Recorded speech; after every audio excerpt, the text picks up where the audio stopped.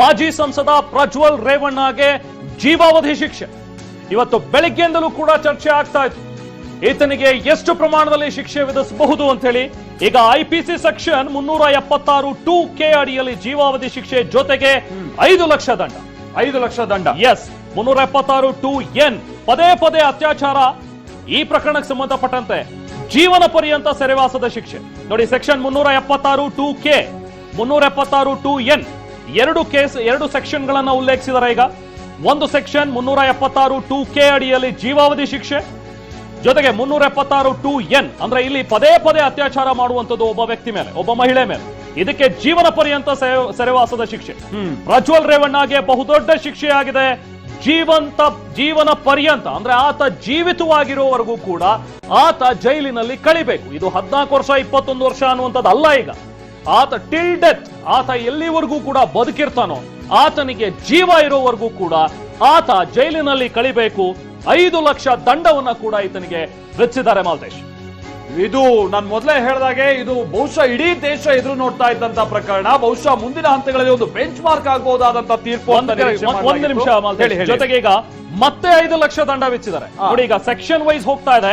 376(2K) ಅಡಿಯಲ್ಲಿ ಜೀವಾವಧಿ ಶಿಕ್ಷೆ ಪ್ಲಸ್ 5 ಲಕ್ಷ. ಹಾಗೆ 376(2N) ಪದೇ ಪದೇ ಅತ್ಯಾಚಾರ ಮಾಡುವಂತದ್ದು, ಇದಕ್ಕೆ ಜೀವನ ಪರ್ಯಂತ ಶಿಕ್ಷೆ ಪ್ಲಸ್ 5 ಲಕ್ಷ ದಂಡ.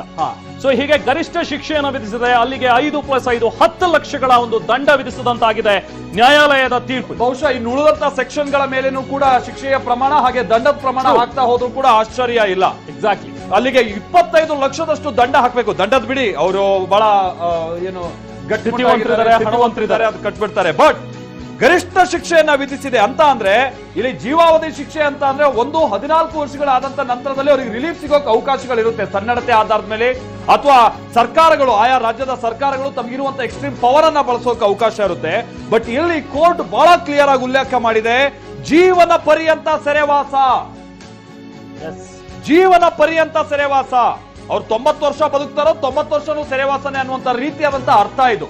ಬಟ್ ಇದನ್ನ ಮೀರಿ ಇವರಿಗೆ ಏನಾದ್ರು ರಿಲೀಫ್ ಪಡ್ಕೊಳ್ಳೋಕೆ ಅವಕಾಶಗಳು ಇರುತ್ತೋ, ಅದನ್ನ ಏನ ಟೆಕ್ನಿಕಲ್ ಟರ್ಮ್ ಮುಖೇನವಾಗಿರುವಂತಹ ವಿವರಣೆ ನಾವು ಅದನ್ನ ಇಂಚಿಂಚು ನಿಮ್ಮ ಮುಂದೆ ಮಾಹಿತಿಯನ್ನ ಇಡ್ತಾ ಹೋಗ್ತೀವಿ, ನಮ್ಮ ಜೊತೆಗೆ ಜಾಯಿನ್ ಆಗುವಂತ ಈ ಸಂಬಂಧಪಟ್ಟ ಹಾಗಿನ ತಜ್ಞರ ಮುಖೇನವಾಗಿ. ಬಟ್ ನಾವು ಏನು ಶಿಕ್ಷೆ ಆಗಬಹುದು ಅಂತ ನಿನ್ನೆ ನಾವು ಇದಕ್ಕೆ ಸಂಬಂಧಪಟ್ಟ ಹಾಗೆ ವಿಶ್ಲೇಷಣೆ ಮಾಡ್ತಾ ಇದ್ವೋ, ಅದೇ ತೆರನಾದಂತಹ ಶಿಕ್ಷೆ ಪ್ರಜ್ವಲ್ ರೇವಣ್ಣಗೆ ಬಹುದೊಡ್ಡ ಶಿಕ್ಷೆ. ನಿಜ ಮಾಲ್ತೇಶ್, ಕೋರ್ಟ್ ಕೂಡ, ನ್ಯಾಯಾಧೀಶರು ಕೂಡ ಇದನ್ನ ಗಮನಿಸಿದರೆ, ಇದರಿಂದ ಕನ್ವಿನ್ಸ್ ಆಗಿದ್ದಾರೆ.